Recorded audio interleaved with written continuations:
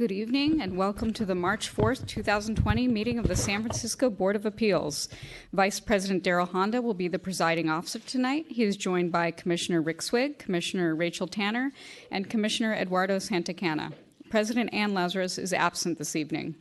To my left is Deputy City Attorney Brad Russi, who will provide the board with any needed legal advice this evening. At the controls is the board's legal process clerk, Alec Longway, and I'm Julie Rosenberg, the board's executive director. I'd like to speak on a matter within the board's jurisdiction, but that is not on tonight's calendar. Is there any member of the public who wishes to speak on an item that's not on the calendar? Okay, please approach and identify yourself. Thank you. Come on up, the podium's over there, sir. Oh, sir. Yeah, you could hand this to Mr. Longway. Thank you. Good evening and welcome. Thank you. I'm Gary Widman, and speaking to you tonight as a friend of Ms. Cheryl Hogan, not as her retained attorney. For those of you who don't know me, just to acquaint you with my background, I was general counsel for the Council on Environment Quality in the White House under Presidents Nixon and Ford, associate solicitor of the Department of the Interior under President Carter, and at another time, director of the Office of Staff Attorneys at the U.S. Court of Appeals, Ninth Circuit, and I've taught environment law at all of the UC law schools of Northern California. Last fall, you rejected Ms. Hogan's appeal when she asked disapproval of a small wireless facility to be installed that was installed 12 feet from her window. She provided you a binder of peer-reviewed scientific evidence that was compiled by San Francisco Public Health Director Aragon's other boss, Dr. Moskowitz in UC Berkeley. I understand that you referred that binder to Dr. Aragon for comment, but for whatever reason now, 8 months later, I also understand that neither the board nor the public has received any comment or evaluation of those studies. Back to Ms. Hogan, shortly after installation of the facility on or about November 20, she became ill and was diagnosed with a fast-growing brain tumor, a glioblastoma, the same type of tumor that killed Ted Kennedy, John McCain, and Joe Biden's son, Beau. Ms. Hogan underwent surgery this last Monday, March 2, and as I wrote this document on March 3, she was still in the intensive care unit at the CPMC Van Nuys Hospital. All her friends have our fingers crossed. So my first request is that, for the love of God, help provide some humanitarian help here. Please turn off the power to the facility that is right outside of her window so that she can go home and recover from this devastating experience at home. And second, we would ask that you remove this facility entirely, since it is almost certain to promote the growth of her brain cancer so long as she resides there. So we know that one cannot, with 100% certainty, say that the cancer was caused by this particular installation. On the other hand, 30 seconds, 30 sir. seconds, sir. that's 3 minutes. 30 seconds more, sir. Probability is that it was caused by that particular installation, and investigation, I think, would verify that. There was a chance, you had a chance to make a decision. At the time, you were told that the World Health Organization classified this as a possible carcinogen. And at this point, Thank you, sir. Your time we is up. asked for humanitarian help for this woman and you, sir. Your time make is her up. home safe for her Thank you. return. Thank you. Thank you. And if you could give a speaker card to Mr. Longway, please. Oh, you have one? Thank you. Okay, next speaker, May please. I make a comment, please? May I make a comment, please? Pardon? May I make a Oh, comment? please do. So first and foremost, obviously this board sends their best wishes to Ms. Hogan for her recovery. You know this, if you've participated in our board activities, you know that you have very sympathetic ears on this subject because of the request that we have made to the Department of Health, which, as you note, has gone unfulfilled and has not gone unnoticed by this board. Once again, I will request to the executive director that they contact the Board of Health.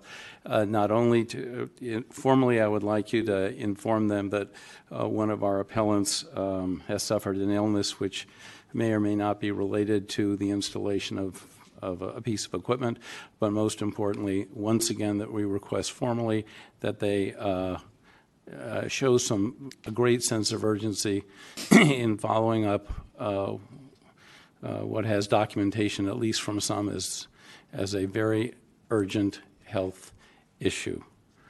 Thanks very much. Thank you for your testimony today, and we're very sorry. Yep, I will follow up with my same, since there's going to be more public speakers. Unfortunately, the board, we are not hearing the mobile antenna cases in the bulk that we were prior. Some of our power has been stripped in regards to the cellular mobile towers. Isn't that correct? Yes, the permit's no longer required on many poles in the city. So because the permits, there's no required permit, there's nothing to appeal that comes before this body. Secondly, this body has repeatedly denied permits, and repeatedly we lost in court, because we are liable for our decisions as well. But thank you very much for your public comment. Well, I hope you can nevertheless authorize the thing to be depowered. And I thank Mr. Swig for his statement. Thank you.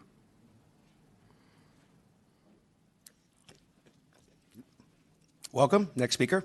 Good evening. Good evening, members of the board. Mr. Swig, thank you for your humanitarian outlook. Mr. Honda, thank you. I came in because Charles is a friend of mine, too. But I think I'd just like to talk to you a little bit about the science, because I have more sympathy than some for the fact that Tomas Aragon has taken a long time to get this done because he's been so tied up with the COVID-19 issue set. And there's an overlap here I think it's worth looking at.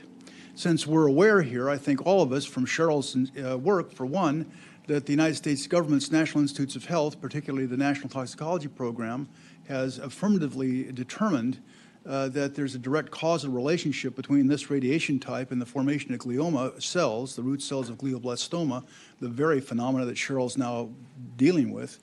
And because we also know, and there's plenty of study information on this, that there's an immunological impairment that results from this exposure. It's suggested by me, and I hope you'll take a look at this, and I hope Tomas Aragon will take a look at this, that in light of the fact that the city and county of San Francisco has declared a health emergency over the COVID-19 issue set, and because there's good reason for that, the idea that we're now going to be spraying the entire city and all of its inhabitants with something that we know is going to have immunological impairment seems to me to be so unwise that we just go to whatever forum we can possibly reach. And I heard what Mr. Honda said about the limitations of your powers, but on the other hand, we're just citizens here trying to make the best presentation we can and to supply you with the best information we can. Certainly Cheryl's thick binder, which you have, has a lot in it. And so the central idea that I'd like to get, well, one other thing I want to say. We have all, every one of us, including me, been conned. And to find out what I mean by that, please do take a look at the March 29th, 2018 edition of The Nation magazine. There's an article there, How Big Wireless Convinced Us that Cell Phones Are Safe, which articulates the work of Dr. George Carlo, who was originally retained by the Cellular Telephone Industry Association and then basically kicked off by them after he determined in the mid-90s that it was in fact carcinogenic. And that has been long since covered up in that article. Again, the March 29th, 2019, excuse me, I said 18, I think. Oh, it is 18.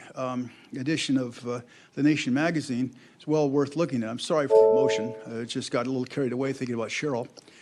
So I wish you well, but I do suggest to you that given the National Institutes of Health's position, given the massive data that shows that this is a direct, scientifically well-documented risk, given that there's direct immunological impact that's impossible to avoid, look at the work of Dr. Henry Lyeth, University of Washington School of Medicine, look at the work of Dr. Martin Paul, University of Washington School of Medicine. There's really no scientific question of causation here. So sometimes all we can do as citizens is make a little voice out here, and sometimes all you can do as members of the board is do the same, but upstairs. So good luck and thanks. Thank you, sir. Sir, can you please give speaker? Okay, great. Thanks. You can stick around. I think the Board of Health is before us tonight on another case. We'll have a chat with them. Trust us. Thank you. We'll hear from the next speaker. Welcome back. Thank you. It's a beautiful time to come back to you guys. I know you are very attentive to what we say. We really appreciate it. We appreciate you inviting us into the Department of Public Health, and we did provide to Dr. Thomas Aragon all the information he needed on October 22nd, 2019. And we have followed up with him assiduously every week from that point forward to make sure he had all of the experts he needed and all the help he needed and every bit of instruction needed in order to make sure that the San Francisco County and City did the right things for its residents. We have a disaster here, folks. Everybody knows it. You're just all pointing fingers the other way. That's not going to work anymore. Now that we're actually damaging and killing people, it's all falling on everybody's desk. It's all here at the San Francisco Board of Appeals, joining hands with the San Francisco Department of Health and Public Works, all headed by Mohammed Nuru, who's now being investigated by the FBI for corruption. Corruption is not very far away from AT&T and Verizon. We know that because when I was here last, Verizon actually lied directly to Ms. Rosenberg and told her false information about me. This is all established in the public record. And yet you tolerate those lies. And you don't look at the truth very hard. And you need to look at the truth really hard now because we really are damaging and we really are killing people here. And why are we doing this?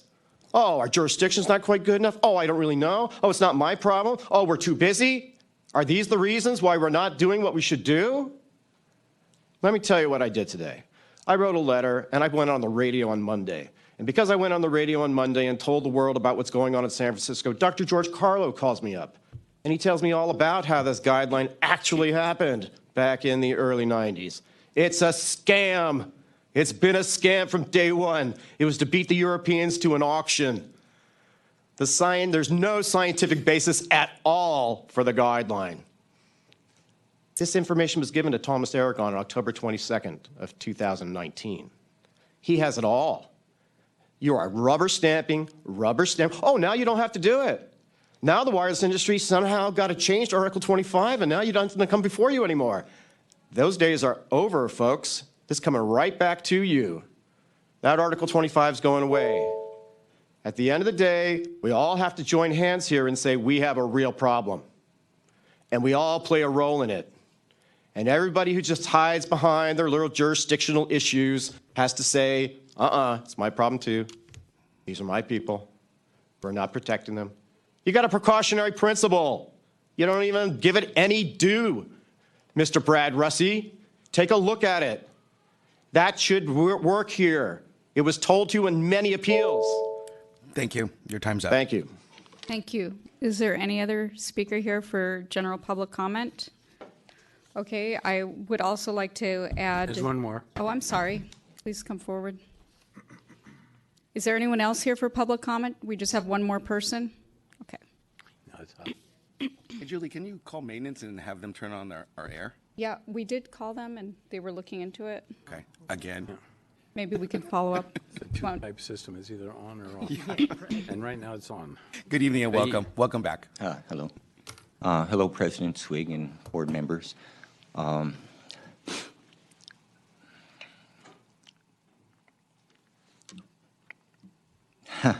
I wasn't emotional before, but I am now, and I apologize. But I know Cheryl, and I'm also electrically sensitive, and unfortunately, I've had to sell a building, and I have to leave the city because of burning feet and headaches and all kinds of stuff.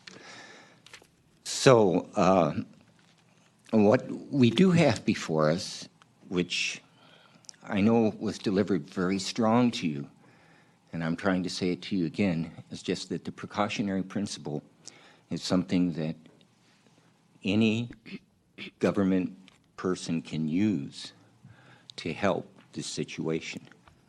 It's really getting out of hand. The 5G is so prevalent, and I can drive certain parts of the city where I'm hit so hard, my feet start burning, I get headaches, and then otherwise I'm okay.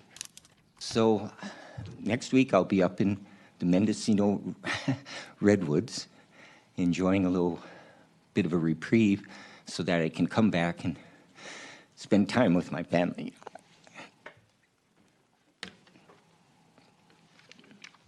Excuse my emotionality, please. You guys, I understand where you're coming from. I appreciate, you know, that you listen to us, and you have a tough job. You have so much stuff to look at. But you do have the precautionary principle. And really look at it, because it is a principle of law. It's a principle of law that you can really hold and do something with. And, you know, it cannot be preempted. There is no preemption for precautionary principle for the citizens and the residents of San Francisco. So seriously, you have to really push on the other people that you are in contact with. And I'm just asking for you to do so, especially in behalf of Cheryl Hogan. Thank you. Thank you, sir. Thank you. Is there any other public comment? You know, this is not paying attention to the Board of Appeals night, it seems. Not only do we have a Department of Health that's not paying attention to us, which, oh, by the way, really pisses me off. You don't have any idea. It gets me very angry because we're trying to do a job for y'all here, you know, and if some department doesn't follow through, that's very upsetting, you know. And so, because we don't do this for the big bucks. We do it for the public. So moving back to DPH.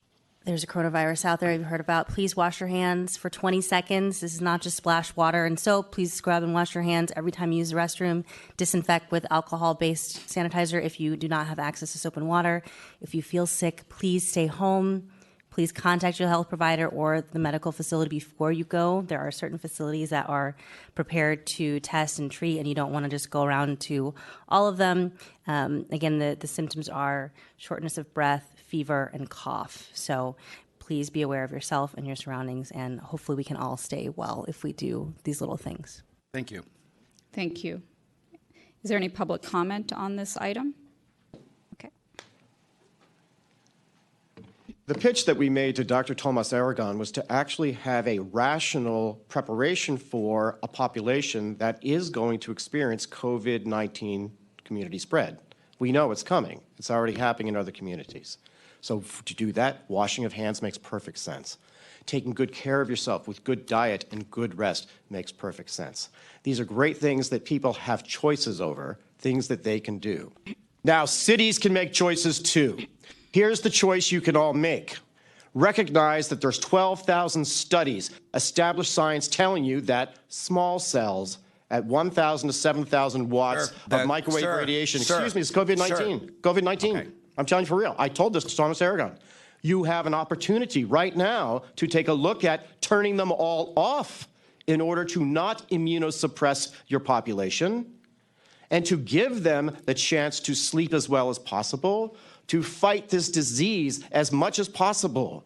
And what you're doing is weakening your population right before a community spread of COVID-19 because the Department of Health isn't looking at the science and the logical choices that, yeah, would piss off Verizon and AT&T. I get it.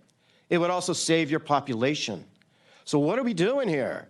Are we actually just keeping our business partners happy, or are we doing more for our people? And what's the Department of Health going to do about this great idea? It's all out there on the papers. It's in the radio. What's going on? The world wants to know. Are you or are you not going to turn off your small cells? We'd like to know. And we'd like to know that this week.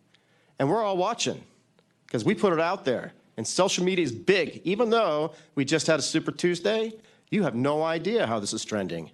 We're all watching San Francisco. Are you going to turn them off or not?